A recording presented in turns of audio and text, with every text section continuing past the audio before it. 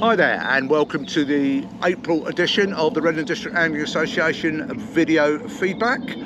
We're here, a beautiful day in Farnham Flint. Last summer appears to be on its way. We've had pretty miserable weather.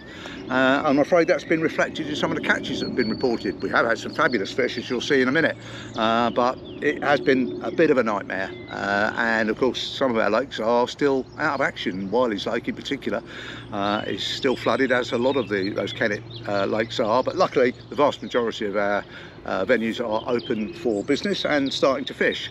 So we've got some announcements for you, we've got some news, and we've got all our usual features. So let's get on with it. So Dale, before we get into your fishes report, we missed you part of last month. You were away salmon fishing. Was it as successful as usual? Yeah.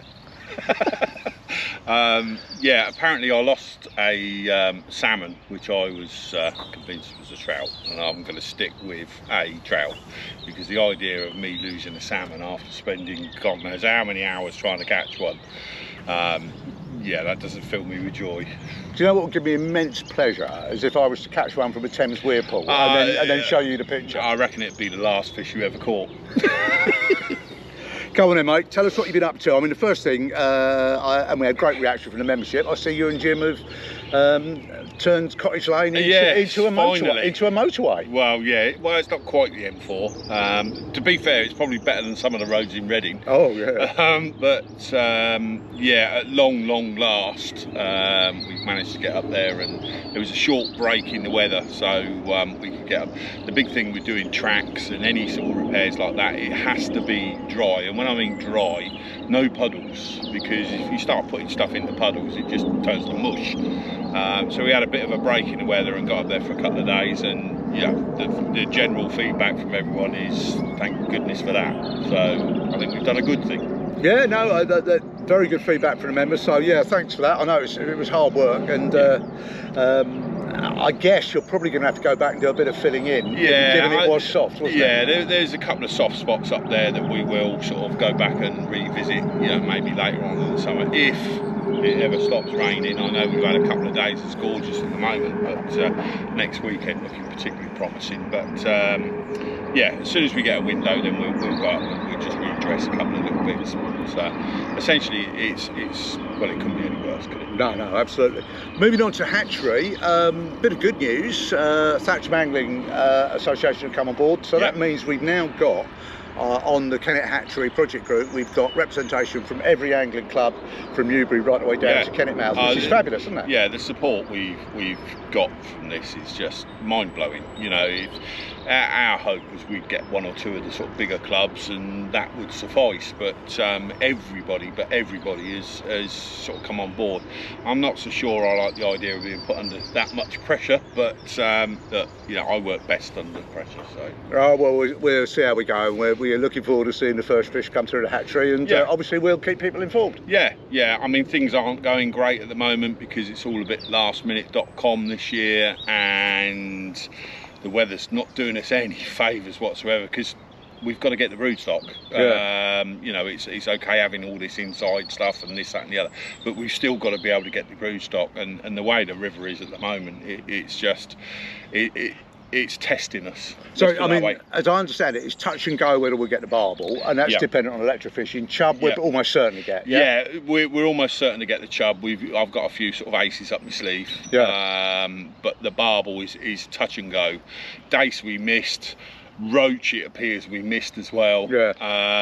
So you know, it's not as easy as it sounds. We never ever thought it would be, and we always said the first year would be a massive learning curve. Of course it is. And we're right in the middle of that curve at the minute. To be honest with you, mate, if we end up, you know, stocking out a few thousand chub, that's a good start, isn't it? Exactly. And if we get barbel as well, that'd be even better. I said right from the start, you know, if we put half a dozen fish in this year, that's half a dozen more than it would have had. So, you know, it's slowly catchy monkey, and you know, we're learning lessons almost every time we go up there, and sooner or later the planets will align, and we'll think what was all the fuss about.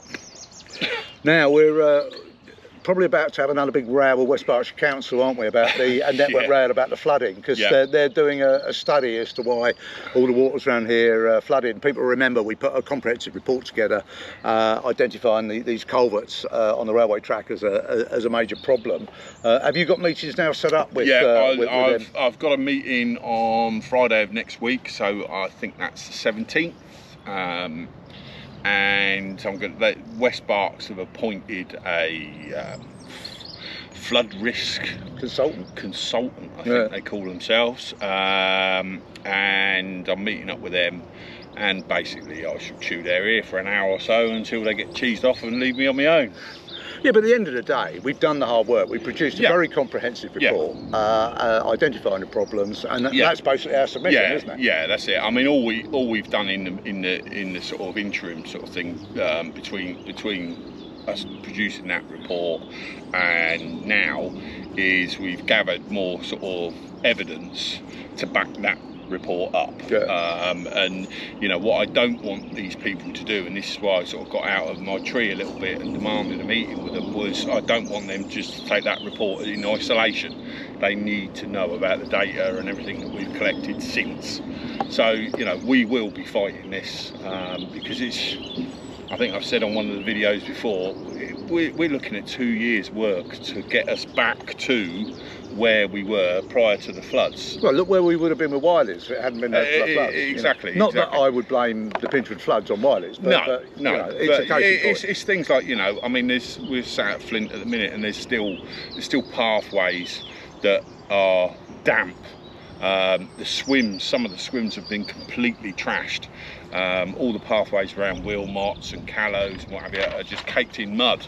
You know, so it's things like that. And we've also got, with the floodwater, it's not just water that comes in, it's nutrients, it's all the stuff from the roads, it's all sorts of stuff, and I wouldn't mind betting, you know, good money that we're going to have problems with algae blooms this year, and you know, we've lost fish out of Callows. Well, that's the point I was going to make, actually, because the junior session there the other day was really a bit alarming, the lack of rudd. So I mean, are you looking at restocking Callows? Yeah, I think what we'll do is we'll give them another go on the coaching session just to sort of confirm it, if you like, because we don't want to just go headlong. And if they have the same sort of results again, then we'll look at introducing some more fish into there just to compensate for what's escaped. So let me just check. I mean, it looks like Wilmots has not really been affected. The weights are still good. Callows and Brownleys may have lost silverfish into Flint, yeah? Yeah. So we may end up with an awful lot of small silverfish that are better in the coaching pools in the main lake, right? Yeah, that's it, exactly. You know, the fish can't get out of the system, if you like, but what they can do is spread around within that system. And Callows, for instance, at the back end of Callows, that was under 3 feet of water for 8 weeks or more. So, you know, those fish, I mean, I've even had one of the carp anglers that was fishing one of the swims adjacent reckons there's a good carp in there because he heard it crashing out in there one night when he was fishing. So, you know, that'd be interesting. 25-pound carp on a whip. All of this, you know, that's a day of us electro fishing. That's you know, all of this comes at a cost, and we need to recoup that. I mean, would you consider if we decide to go down that road of getting a few of our match guys together and removing some of the silverfish from Flint and putting them in Callows? I think there could be a little bit of sport. We can turn something that's sort of quite you know, is a bit of a pain in the backside into something that's sort of quite a jovial. Well, you know, come July, I mean, me and Doddy get pestered with rudd on our feeder rigs for the tents. So we, you know, when those rudd turn on, they can be like piranhas. It wouldn't be hard. It wouldn't be hard to put £100 of rudd back into Callows. Exactly. So you know, let's have a bit of sport maybe later on in the year. Okay, a couple of other things then. Keys and permits. It's that time of year. So do you want to just remind people about permit renewals? All the permits are now. All the night permits are pretty much gone, as far as I know. And I spoke to Alan yesterday. there's about 20 North permits available, and I think there's about half a dozen Platinum permits available, and then that's it, it's sold. The South ticket's completely gone, that's done. And general permits are on sale now, and don't forget, and would you believe I'm still cutting keys for this year, where people haven't come and picked up a key, they suddenly realised, oh, I need a key to get in somewhere. You know, as soon as you buy a permit, come and get a key. You can get keys at Angling Direct, you can get keys at Woodley Tackle, and of course you can get them in the hut. Fantastic, okay. And lastly, Dale, thanks very much for supporting the Angling Trust sewage protest in Newbury. There was a reasonable delegation came up from Reading. Good turnout, I thought. Yeah, it was. It surprised me, to be honest. I thought that there'd be, you know, maybe a couple of dozen people there at most. 250, I think. Yeah, exactly. And it was people from all walks of life as well. And it wasn't just sort of river keepers and people that have got a sort of vested interest in the river. It was, for want of a better term, members of the public there as well. And I think this can only gather momentum, and I know the Angling Trust are looking to put more of these sort of protests in local areas, and I think the more we can do to promote this and, you know, get an arm up behind somebody's back, it's the only way things are going to change. Well, I mean, it's quite horrific. I was looking at figures yesterday. Marlborough sewage treatment works, and it hasn't rained for the best part of a week. It's still discharging, and that's because of the amount of groundwater coming out of the chalk. And because the Thames water pipes are leaky as hell. It's getting into the system. You know, and it's I mean, one thing that all ends up down here. I mean, one thing I would say, and you know, I don't condone what these water companies are doing at all. You know, it's disgraceful what they're doing, but we're responsible, the people. You know, it's what we flush down the toilet, it's what we let go out the bath, it's, you know, and it all adds to the same system. Well, it does, but we pay our rates to them to treat our sewage. Not to tip it in a river. Exactly. But you know, I think it, like with a lot of these things, it starts with us. And I think that needs to be a message that is drummed home, as well as holding these people to task. Okay, well, thanks for that, Del. Couple of other announcements now. Our open day, we'll put the poster up again. Remember, July the 20th, David Seaman is our VIP guest this year, so it'll be the usual car boot sales, tackle displays, fishing displays, the same format we've used in previous years. It's been pretty successful, I think. Yeah, I mean, again, there's something else that's sort of blown me away. When we first had the idea, again, we thought, oh, you know, maybe a few hundred people, da-di-da-di-da, and it's just getting bigger and bigger and bigger. I mean, our biggest problem, I think, going forwards is car parking. Well, but, you know, that's a nice problem to have. Exactly. I'd sooner have that problem than, you know, well, we can get them all on a postage stamp, you know. So, yeah, it'll be a good day. Hopefully this year the weather will be kind to us. It's like this, it'd be busted. But you know, come along, meet us all. You can throw a sponge at me, and I dare say we can get Martin in front of it as well, so you can take out your angst on the pair of us. Well, that'll be good. Okay, I'll be putting information up on our Facebook page about booking stalls and car boot stalls and the rest of it, so we'll get that sorted in the next couple of weeks or so. Right, moving on, a big thank you to Steve Reed, who's taken on the task of organising and coordinating our Better Fishing Academy. We had the first major session last month, April, at Foxfield. It was bitterly cold. A couple of guys, Marius and Pavel from the Polish Anglers Association, came along with Adam Jones and of course the Lovells, who are superb lure anglers. The feedback we got from the dozen or so people that came was absolutely fantastic, and I'm really pleased with the Academy because we've got some fabulous anglers in Reading District, and they are prepared to share their knowledge and their experience, and that's what it's all about, you know? Yeah. I mean, it all goes back to the same thing, and I keep banging on about it. You know, it's a community thing. We are a community club. We're not just a fishing club. We are a community club, and we're friendly and we're welcoming, and this is just an extension of that. Yeah. And I'll put the leaflet up here now, the poster up here now. Check out those dates for the future sessions. There's still places available. The Tench one, which is coming up very, very soon, that's completely sold out, but we've got specimen carp fishing, we've got stick float fishing, we've got fishing on the Thames, we've got pike, we've got barbel. There are places available on all of those, so just go on the website and book on. Easy as that. Right, I think it's probably time we rolled the picture gallery now. Yeah, why not?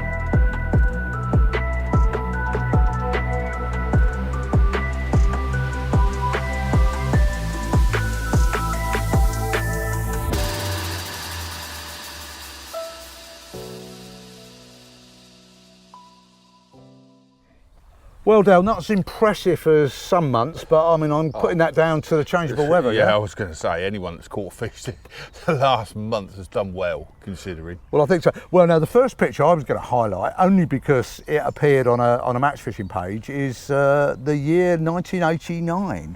When Reading won the Division 1 championship. I mean, were you around? You were around the club in those days? Yeah, well, yes and no. I was sort of, I was in my carp fishing stage. Oh, so match fishing was not really your interest. Yeah, but I actually worked with Steve White. Yeah, well, Steve's in the picture. On the same site and on the same building site. So, and I can remember going into Northumberland Avenue tackle shop. I think it was Reading Angling Centre even back then. Yeah. That's, you know, so Cook's would have been just before that. But I remember going in there, and they always used to have heated meetings, match meetings. And I know it was always the talk of the shop. Well, there's a few famous... There's some characters in there. Well, I mean, Jeff Lewin doesn't look any older. Dave Boscher definitely does. Yeah. Stuart Yeoman's there. Rosinski. Is it Gordon Moss there? Yeah. There's a good few names. And a good few of them are still fishing. Yeah, they are. And, you know, yeah... It's a cracking photo, to be fair, and it just amazes me how quickly the time goes, because I looked at it, it almost looks vintage, and then you think, oh, hang on a minute, yeah, I know all those, I've worked with them, I've done that, you know. Well, there was a time when Reading District was a force to be reckoned with in match fishing. Yeah, it was. Those days have moved on, I think. Yeah. Couple of others to highlight. Our good friend Marius, who helped us with the lure fishing clinic down at Froxfield, what we mentioned earlier. He only went and caught a 20-pound carp on a little bit of rubber. Yeah. How does he do that? Yeah, well, you know, I mean, it's a little known fact, or, you know, people don't actually sort of realise it, but, you know, just about every fish is predatory. Yeah. And at certain times of the year, I'm actually convinced that you would catch these carp that don't get caught very often if you were live baiting or lure fishing. Yeah, you know, shame you don't allow it. Yeah, exactly. Well, certainly live baiting in the summer. Yeah. This is going to sound a bit like the Andy Dodd show, as people will realise as we go through this, but Doddy has caught some exceptional fish during this difficult weather period, not least one of the biggest carp in Pinchwood. Yeah. And of course he called it on tench tackle. Yeah, of course. 43-pound, was it called floppy tail, this one? That's floppy tail. That's one of the fish we stocked from the junction 2012, I think I put them in there. At what sort of weight? That was 23 pound when I put it in. Now 43. Yeah. It's and it's quite a noted fish. Everyone sort of, you know, it's one of these target fish that everyone wants to catch. You know. I bet they were really pleased he came out. Oh mate, yeah. He'd have gone swimming if I was over there carp fishing, and he'd have got that in front of me. But no, fair play to him. You know, Andy puts the hours in. He's good at what he does, although that does pain me to say it, but he is. Well, you know, fair play, and well done for that. Well, he did. Interestingly, he didn't enter his carp for the fish of the month. The abuse he'd have got for that. He'd have got a lot of abuse for that. He did. Okay, so it's down to you, Dale. We've got, you know, not as many pictures as usual, but we've got a few nice ones. Which one have you chosen? Look, I don't normally do this. I said right from the outset, it's got to be fish pictures, da-di-da-di-da. However, this picture is accompanied by a fish picture. So I think it's the picture of Roscoe Beresford, I think his name is. With a rod bent over, smile on his face. I think that is just an absolutely fantastic picture. So I think that one wins it. And like I say, I don't want an influx of scenic shots and this, that and the other, because as far as I'm concerned, the only time anyone takes any pictures of scenes and rods and sunsets is when they ain't catching any fish, which is absolutely no use to us at all. We want fish. He was catching a fish, to be fair. Exactly. So, and it's only the fact that he backed it up with a fish picture that I've sort of relented and said that one's the one. But it's a fantastic picture. So what's he got to do to get his prize? Right, yeah, just message us through our Facebook page, and you can have a choice of whether you want some carp bundle or a course bundle from Rod Hutchison Bait and Tackle. The course bundle is a pretty decent bundle, to be fair, and it will sort of spread. You can use it for carp fishing and that sort of stuff. So that's the one I would recommend. Congratulations to Roscoe Beresford on a great action shot and a nice fish from Wilmots. Right, we'll move on to the fish of the month. We had only 2 entries. Sean McGlynn very boldly put in a 14-pound carp from Brownlees. Sean, it's a lovely fish, and a 14-pound carp is a good carp from Brownlees, but I'm afraid carp less than 30 pound ain't going to be winning the Reading District Fish of the Month He's award. got a mention. But he got a mention. So well done, mate. Well done for that. Tench. Well, good tench fishing is harder and harder to find these days. I'm delighted to say we do have double figure tench in a number of our waters, and of course inevitably the first double of the year has been reported. Of course it would be Andy Dodd, Of course. and we've never given him the Fish of the Month award before, but I'm afraid we're going to have to, aren't we? Yeah, I know. It's terrible, isn't it? £10 2 ounce. Well done, Andy. We don't want any accusations of insider trading either, because we have thought long and hard.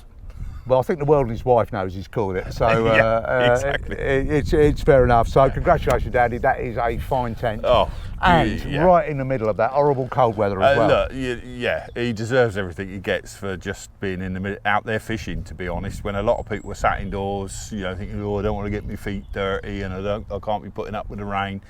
Andy's out there doing it, and if you want to catch specimen fish like that, that's what you got to do. So there you go, Andy. 50 quid Angling Direct voucher for you. That would probably only do you for about 12 hours of maggots, the amount you use, and obviously you get a nice little trophy as well. So get in touch and we'll get that sorted.